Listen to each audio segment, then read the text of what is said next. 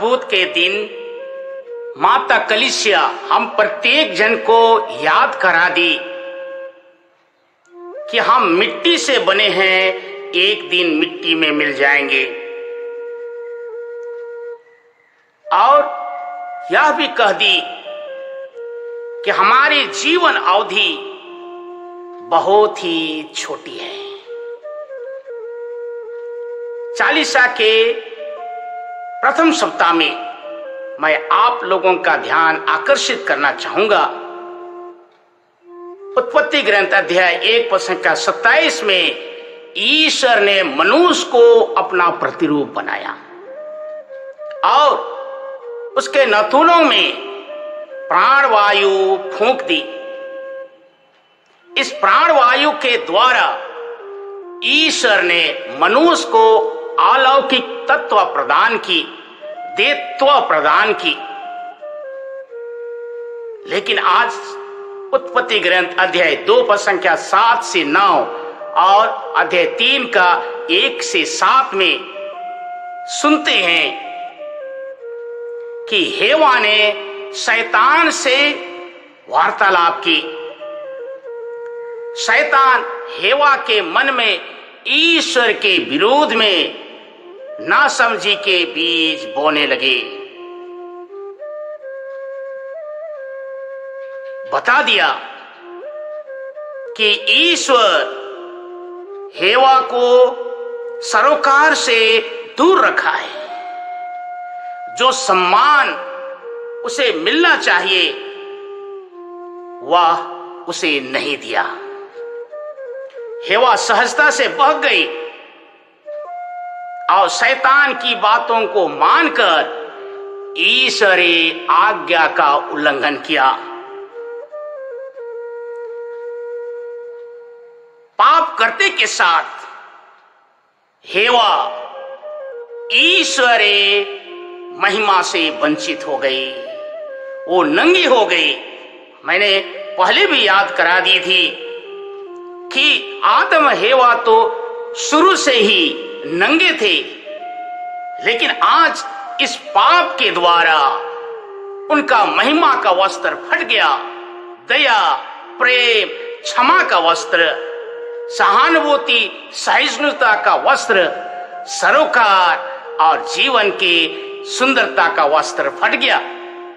अब दोनों नंगे हो गए,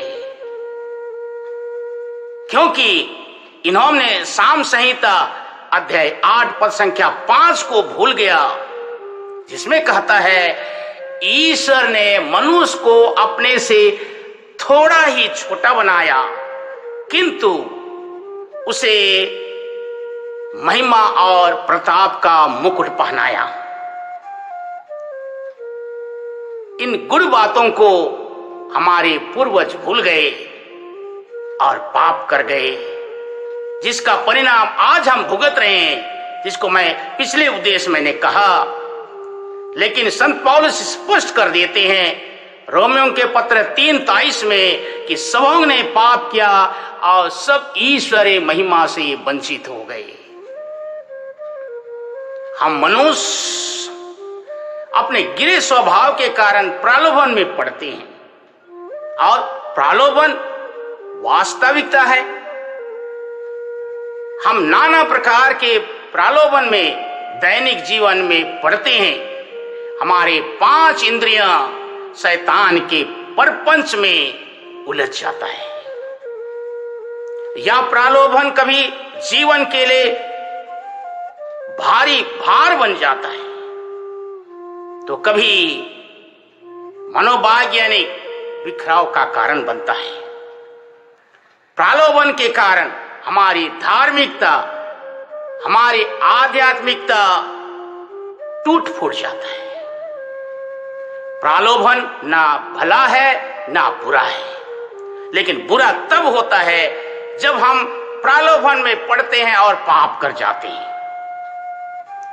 प्रलोभन चाहे छोटा हो या बड़ा बहुत ही लुभावने होते हैं, बहुत ही सुखद होता है।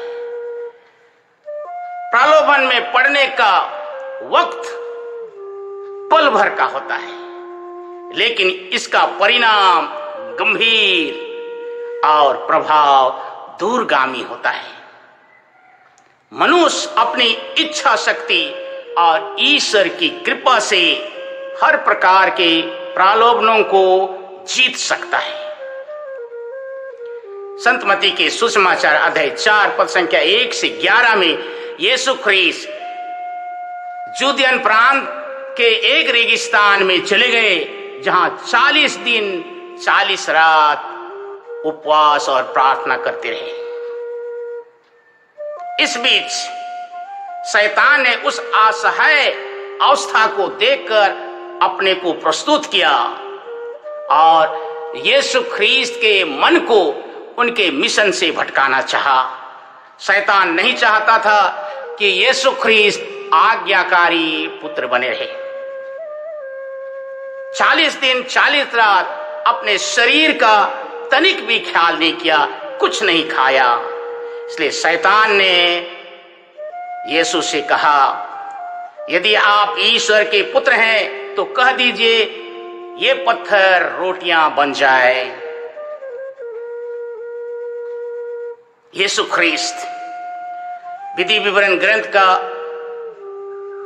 अध्ययन करे हैं, अच्छी तरह जानते हैं, उद्धृत करते हुए कहते हैं, मनुष्य केवल रोटी से नहीं जीता परंतु ईश्वर के मुख से निकलने वाले हर एक शब्द से जीता है।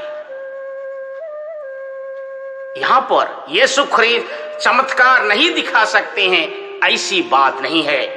ये रेगिस्तान में आए हैं जिसे पिता के साथ अपना प्रगाढ़ संबंध को बनाए रखें, पिता के बातों को वे गंभीरता से जीवन में अमल करें। इसके बाद शैतान ने यीशु ख्रीस्त को मंदिर के शिखर पर खड़ा कर दिया और उनसे कहा, यदि आप ईश्वर के पुत्र हैं तो नीचे कूद जाइए, क्योंकि लिखा है आपके विषय में वे अपने दूतों को आदेश देगा, वे तुम्हें अपने हाथों से संभाल लेंगे, जिससे कहीं तुम्हारे पैरों को पत्थर से चोट न लगे।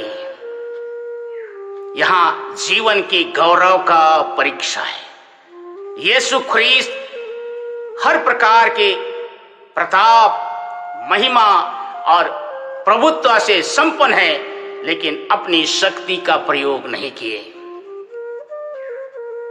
इसलिए वह विधि विवरण ग्रंथ को उद्धृत करते हुए कहते हैं, अपने प्रभु ईश्वर की परीक्षा मत करो। इसके बाद शैतान ऊंचे पहाड़ पर ले खड़ा कर दिया और कहा, आप दंडवत करके मेरी आराधना करें कि जो वैभव और राज की शक्ति आप देख रहे हो उसे मैं तुम्हें प्रदान करूंगा। यीशु ख्रीस्त विधि विवरण ग्रंथ को उद्धृत करते हुए कहते हैं, हट जाओ शैतान, अपने प्रभु ईश्वर की आराधना करो और उसको छोड़ किसी को नहीं।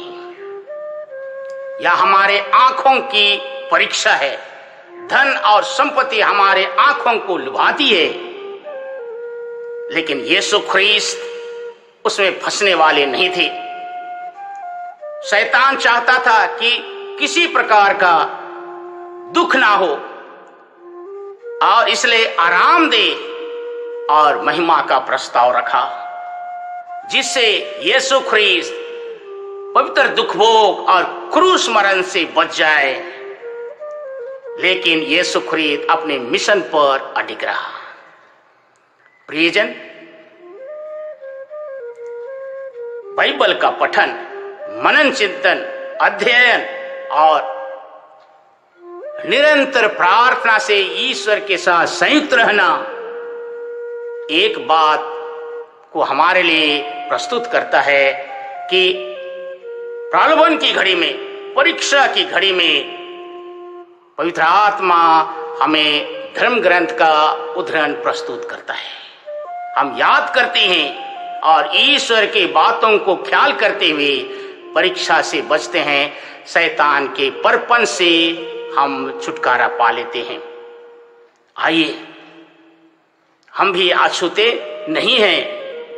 शैतान हमें अपने परपंच में उलझा के रखता है, जिससे हम ईश्वर के मिशन से बच जाएं, अपनी मुक्ति से दूर हो जाएं।